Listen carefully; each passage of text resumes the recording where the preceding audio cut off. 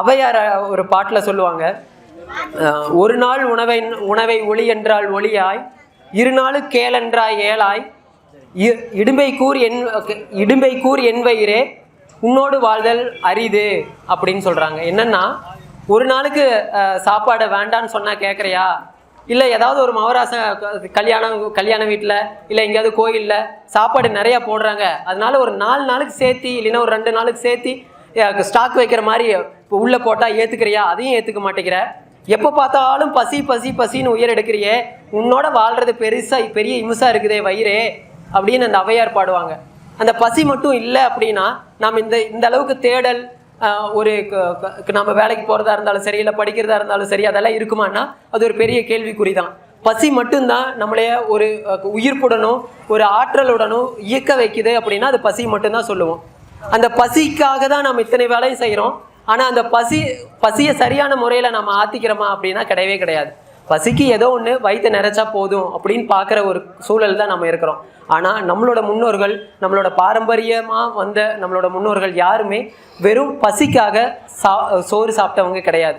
அவங்க எந்த காலத்துக்கு எந்த மாதிரியான உணவு, யாருக்கு எந்த மாதிரியான உணவு, எது வேணும் எது வேண்டாம், எது சூழலுக்கு ஒத்துக்கும் எது சூழலுக்கு ஒத்துக்காது, எது தன்னோட பேத்திக்கோ பேரனுக்கோ ஒத்துக்காது, மழை காலத்தில் என்ன சாப்பிட்ணும், பனிக்காலத்தில் என்ன சாப்பிட்ணும், காற்று காலத்தில் என்ன சாப்பிட்ணும் அப்படின்னு பார்த்து வகையாக பிரித்து சாப்பிட்டாங்க. அதே மாதிரி எந்த காலத்தில் எந்த மாதிரியான தானியங்கள் விளையுது, எந்த காலத்தில் எந்த மாதிரியான காய்கள் விளையுது, எந்த காலத்தில் எந்த மாதிரியான பழங்கள் விளையுது அப்படின்னு சொல்லி பார்த்து சாப்பிட்டவங்க.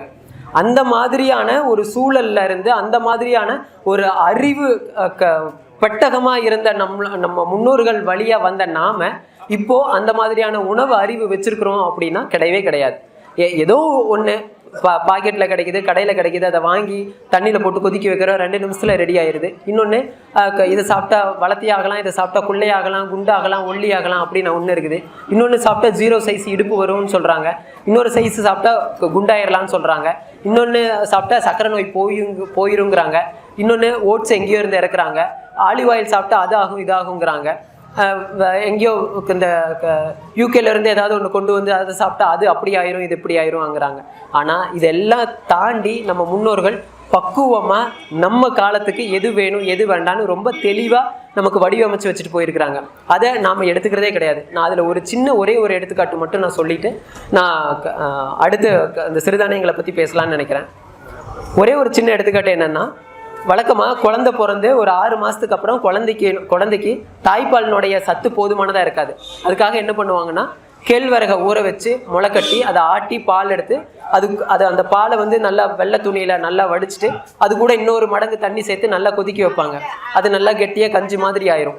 இன்னும் கொஞ்சம் அதோட தண்ணி சேர்த்துவாங்க, இல்லைன்னா மாட்டுப்பால் அந்த மாதிரி எதாவது சேர்த்துவாங்க. அதிகமாக தண்ணி தான் சேர்த்துவாங்க. தண்ணி சேர்த்து அந்த பாலை அந்த குழந்தைக்கு கொடுப்பாங்க.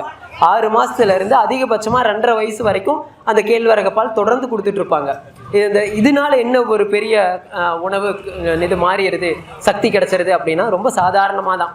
இப்போ இருக்கிற அறிவியல் என்ன சொல்லுது அப்படின்னா, நாம் சாப்பிட்ற உணவுகள்லேயே மிக அதிகமான சுண்ணாம்பு சத்து இருக்கிற உணவு அப்படின்னு பார்த்தோம்னா கேழ்வரகு மட்டும்தான், அதாவது ராகி மட்டும்தான்.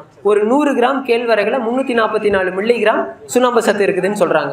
இந்த சுண்ணாம்பு சத்து தான் நம்மளுடைய எலும்பு உறுதியாக்கும். எலும்பு உறுதியாக இருந்துச்சு அப்படின்னா எலும்புக்குள்ளே இருக்கிற அந்த எலும்பு மஜ்ஜைன்னு சொல்லுவோம், போன் மேரோன்னு சொல்லுவாங்க. எலும்புக்குள்ளே இருக்கிற அந்த ஊனு அது ஆரோக்கியமாக இருக்கும். அது ஆரோக்கியமாக இருந்தால் மட்டும்தான் அந்த எலும்பு மஜ்ஜையிலிருந்து தான் ரத்த அணுக்கள் உற்பத்தி ஆகுது. ரத்த அணுக்கள் சரியாக இருந்துச்சு அப்படின்னா நமக்கு நோய் வராது. ரத்த அணுக்கள் தான் நம்ம உடம்புக்கு தேவையான எல்லா சத்தையுமே அங்கங்கே எடுத்துக்கொண்டு போய் கொடுக்குது. அதாவது கிட்னிக்கு தேவையானது, இல்லை மூளைக்கு தேவையான சத்துக்கள், இல்லை இதயத்துக்கு தேவையான சத்துக்கள், இல்லை கல்லீரல் மண்ணீரல் எந்தெந்த உறுப்புகளுக்கு என்னென்ன சத்து தேவையோ அந்த சத்தையெல்லாம் கொண்டு போய் கொடுக்கறது யாரு அப்படின்னு பார்த்தா இந்த ரத்த அணுக்கள் தான். ரத்த அணுக்கள் ஆரோக்கியமாக இருந்துச்சுன்னா அவங்க அந்தந்த உறுப்புக்கு தேவையான எல்லா சத்துக்குமே கிடைச்சிரும். எல்லா சத்துமே கிடைச்சிருச்சு அப்படின்னா அந்த உறுப்புகள் சரியாக இருக்கும். அந்த உறுப்புகள் சரியாக இருந்துச்சுன்னா நம்ம உடம்புல நோய்ங்கிறதே கிடையாது. அதே சமயம் எலும்பு ஆரோக்கியமாக இருந்துருச்சு அப்படின்னா ஒரு 90 வயசுக்கு அப்புறம் கீழே விழுவுறாங்க, இல்லை ஏதாவது லைட்டாக அடிபடுது அப்படின்னா எலும்பு உடையாது. இப்போவுமே 90 வயசு 80 வயசில் இருக்கிறவங்க ஆரோக்கியமாகவும் எலும்பு உடையாமல் ஆரோக்கியமாக இருக்கிறதுக்கு காரணம் என்னென்னா அவங்க இள வயசில் கேழ்வரகு சாப்பிட்டது தான் காரணமாக இருக்கும். ஆனால் நாம் இப்போ என்ன பண்ணுறோம், அதை கொடுக்கறது இதை கொடுக்கறது, டாலர் ஷார்ப்பர் இதை கலக்கி குடித்தா அறிவாயிருவாங்க, இதை குடித்தா எக்ஸாம் நல்லா எழுதலாம் இப்படின்னு நம்ம ஒரு மாய வலையில் சிக்கி தேவையில்லாதது சாப்பிட்டுட்டு இருக்கிறோம். நம்ம உணவு கலாச்சாரத்துக்கும் அந்த மாதிரி டப்பாக்களை அடைச்ச உணவு கலாச்சாரத்துக்கும் துளியும் சம்மந்தம் கிடையாது.